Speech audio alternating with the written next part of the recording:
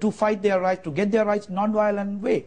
But our women were raped, our lands were logged, our education was taken away from our hands, our kids, youths were pushed to take up arms. Okay, let me get Asoka. Your view on that. Mr. Pupalapille pushes the tiger agenda ceaselessly. The propaganda that they constantly spew forth, so that repetition seems to become reality, which is, so you're absolutely wrong. The Tigers have eliminated the moderate Tamil leadership in Sri Lanka. The Tamils could have achieved so much had the able leadership that was eliminated by the Tigers were living today. You would still oppose a separate state for I Tamils? would definitely oppose a separate state. You don't need a separate state. Sri Lanka is a country that's full of brotherhood.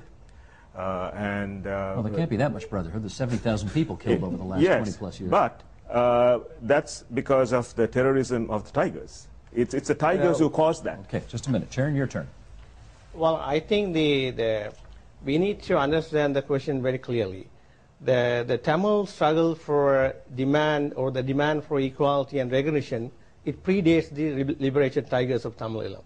The liberation tigers of Tamil came into existence only in the late 70s. But the Tamil demand for equality and for federalism, that predates them. That is the first point. And the second point, I would like to make it very clear, I am not in agreement with the methods and tactics used by the LTT. I have been extremely critical of the LTT method used by the thing. But that does not justify the extremely brutal treatment of the Tamil people in the hands of the Sri Lankan government. Len?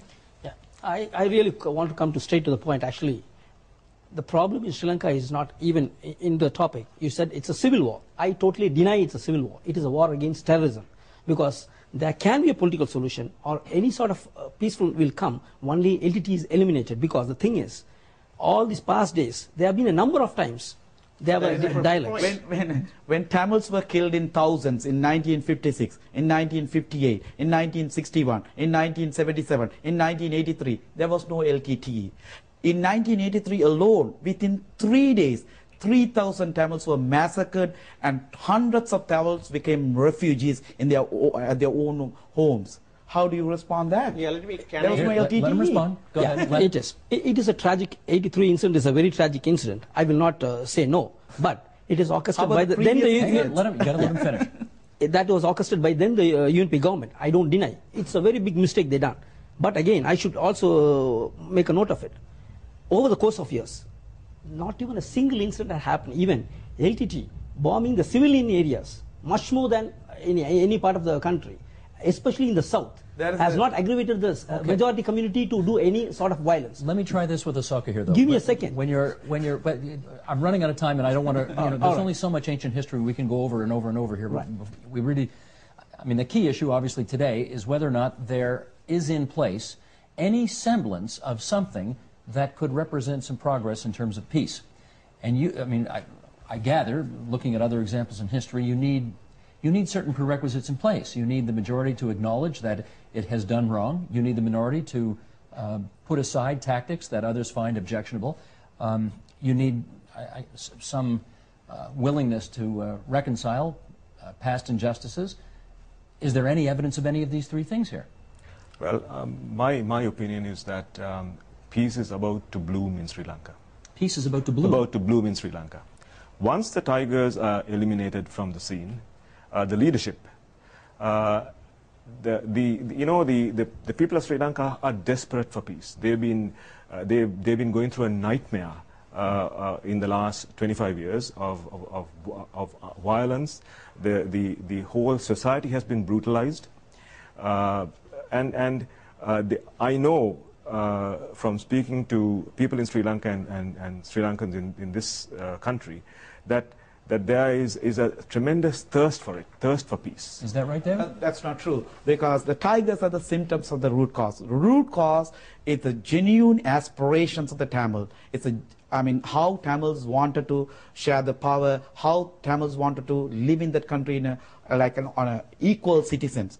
That is not there. And even Tigers, after they came to the picture in 2002, when the ceasefire started hanging on, and they proposed a thing called ISGA, Interim Self-Governing Authority. They came, they said, they put the proposal on the table. You know what the response from the government of Sri Lanka and all the political parties in the south? No, we don't want to talk to you. We don't want to go there. So they don't want to give anything to Tamils. They want the Tamils to live as second class, I mean, like yesterday, for tomorrow as well.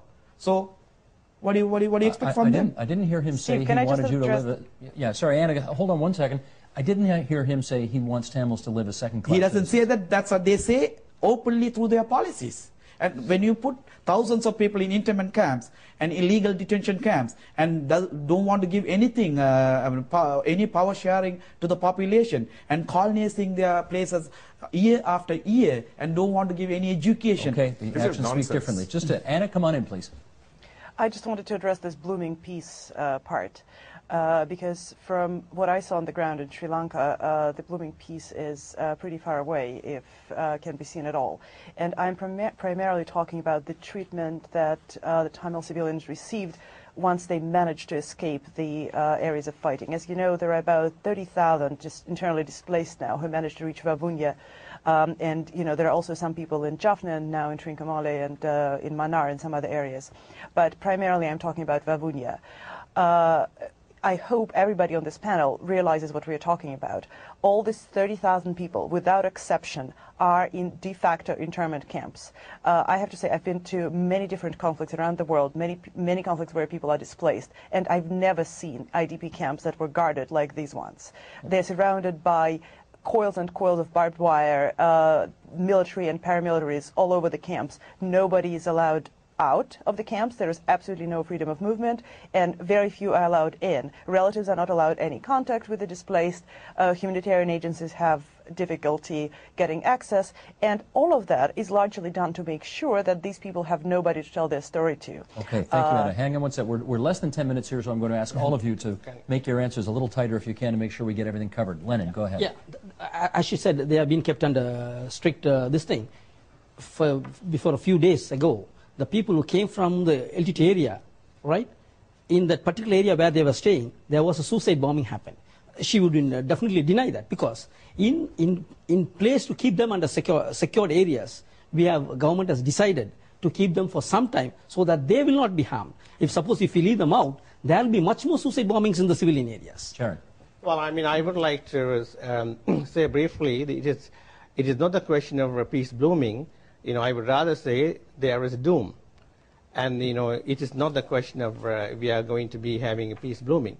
But, you know, it's very clear. I mean, it's also very interesting that Mr. Lenin Benedict made this point. It is a war against terror. And this is the dominant discourse that determines the entire Sri Lankan thing.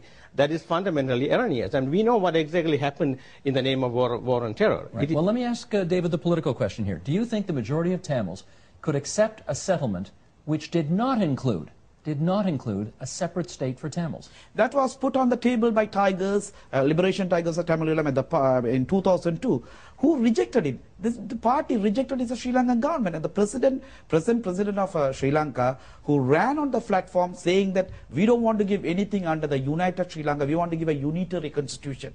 It means very less powers. And there are people of hardcore elements in the southern polity. They don't want to give anything to Tamils. Well, Bob Ray told us earlier that neither side was particularly enamored with the federalist type of option that was being offered. But this is on the document. I have it on the paper. It's on the public domain. Anybody can go and see that. The Tigers proposed ISGA, Interim Self-Governing Authority. In which case, let me ask Osaka, do you think the majority, stand by Lennon, I'll get to you in a second. Yeah.